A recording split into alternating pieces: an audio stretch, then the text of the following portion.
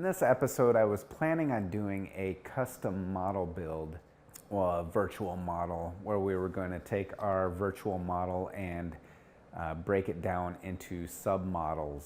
But I kind of want to go on a tangent.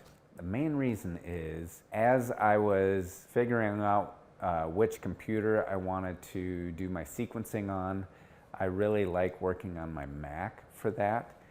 And all my stuff is in the basement connected to my PC. So I wanted to do something that I've been meaning to the last 2 years, and that is get my Raspberry Pi configured to run the Pixels.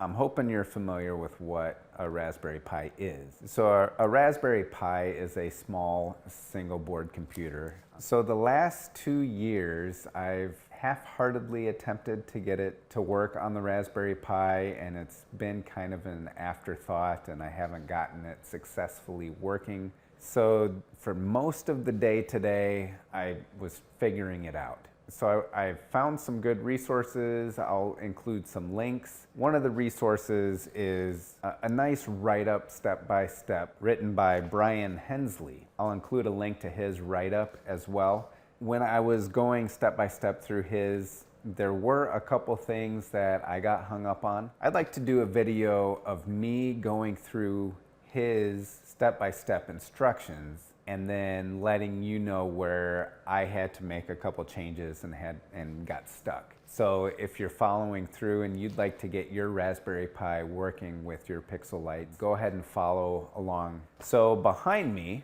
and I'll cut to a picture of what I have set up, but behind me from left to right, I have my controller. I have my Falcon controller connected to my power supply. Next to that is my Ethernet switch. On top of that is my Raspberry Pi. And then I have my older laptop computer, but it's running Windows 10 now. How I have it connected. I have my controller and my Raspberry Pi and my laptop all connected to my switch, and there's also an Ethernet cable that is going down connected to my router. The goal here is to get the Raspberry Pi connected to my wireless network and have that directly connected to my controller. And the hope is that I can do my sequencing on my Mac, which is upstairs in my office area, and then be able to remotely load stuff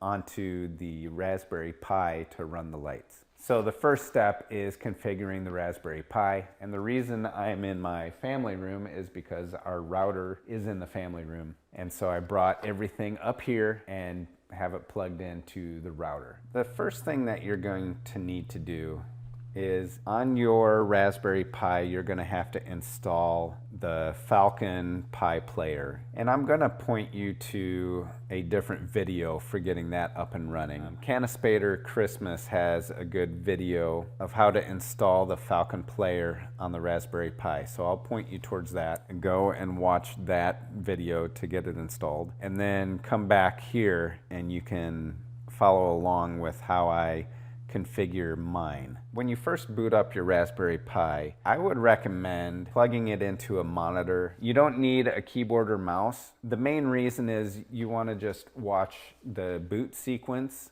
When you have your Raspberry Pi connected to your router, it'll get assigned an IP address. But you need to be able to know what the IP address is on your Raspberry Pi. Have it plugged into your router with an Ethernet cable, and then connect the HDMI to like your TV or a monitor or something and grab the IP address from it. Okay, once you have your Raspberry Pi connected and the Falcon Player going, the first thing you need to configure is your wireless, which is the WLAN. So I'm gonna go ahead and log into Raspberry Pi. It's 192.1. Okay, when you type in the IP address of your Falcon Player, which is on your Raspberry Pi, so you got this from your first boot sequence, you want to click on the status control and go to network.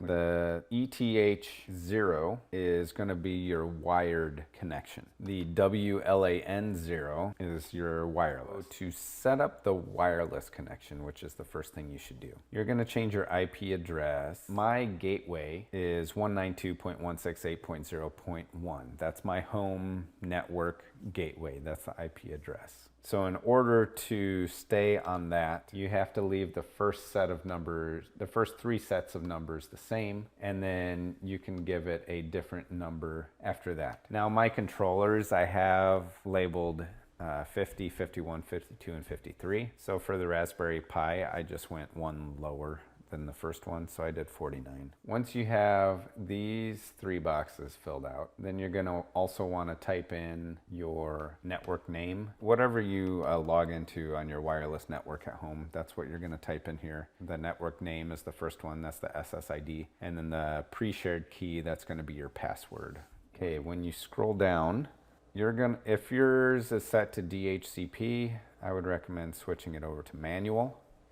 And then the server 1 and server 2 is going to be the same thing as your gateway IP address. At this point, you can update your interface. So you click update and then you can reboot your FPP. But we're going to configure the wired connection at this point. So to configure the wired connection, when you first booted up your Raspberry Pi, your router should have given it an IP.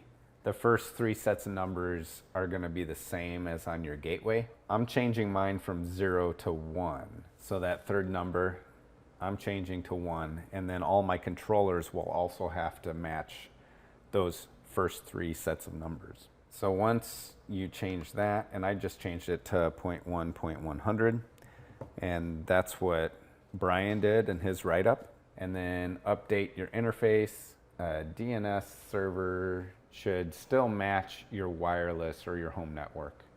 You're not going to change those. The fourth step is just to enable routing between network interfaces. So we need to scroll down on the same page and make sure that this box is checked. Enable routing between network interfaces. Okay, make sure that's checked. And then we're ready for the fifth step, which is when we go to our input-output setup. Yeah, so we're just going to our channel outputs. At this point, we're not worrying about any of the output counts. The main thing is we want to make sure that this box is checked. We want to enable E1.31 because that's going to let the Falcon Player talk to our controllers. And then the interface is going to be wired. So we want our Raspberry Pi, our Falcon Player, to talk to our controllers, and there's going to be a wired connection. It's not going to be wireless. So at that point, you can go ahead and save, and we're ready for step 6. Okay, at this point, we are going to log into the Falcon controller. And since I already have it plugged in to my switch, 192.168. Okay, to log into my Falcon controller, this is different from the Falcon Player. This is my controller. So to log into my Falcon controller, I just type in its IP address. Make sure that it's set to a static IP if you haven't done this already. So we're going to go to network configuration. Now I used to have mine just set up on the same gateway as my home network, which was 192.168.0.52. But since I am setting it up so that the Raspberry Pi, the Falcon Player, can talk to it, and I already changed its wired network to the 0.1, that's what I need this one to be. So I kept everything the same as I had before, but I changed that third set of numbers from a 0 to a 1. Okay, the next set of numbers, the gateway, that is going to be the IP address that you just set on your Raspberry Pi on the Falcon Player, the 192.168.1.100. And if I hop back over there, that's what it is. That's my wired IP address. So that's what I want the gateway to be on the Falcon controller. The subnet mask, I didn't have to change anything there. Now the primary and secondary DNS, that is going to be the same as my home network. At this point, save and reboot, and we are ready for the last step, which for me was actually the hardest step. Mainly because I tried this last step from my Mac, which did not have a wired connection to my router, nor was it running Windows, which in Brian's write-up, he was doing it on a Windows machine. So I first tried to look up the equivalent Mac directions, and I thought, you know what, I have a laptop that's running Windows. I'll just go ahead and switch over to that to get it set up. So I have a Windows 10 machine here, and this next step is where you're going to be able to access both the Falcon Player and the Falcon Controller remotely. So we need to tell our local PC that you have another subnet mask actually located behind the Raspberry Pi. We need to open up a command prompt. So to do this, go down to your search bar. You're going to type in CMD, and before you hit enter, hold down Control Shift and then hit enter. You will know that you have an administrator command prompt because it'll say at the top, administrator command prompt. We will type in route space add 192.168.1.0. Since I assigned 192.168.1.100 to my Falcon Player, and my controllers are all 192.168.1.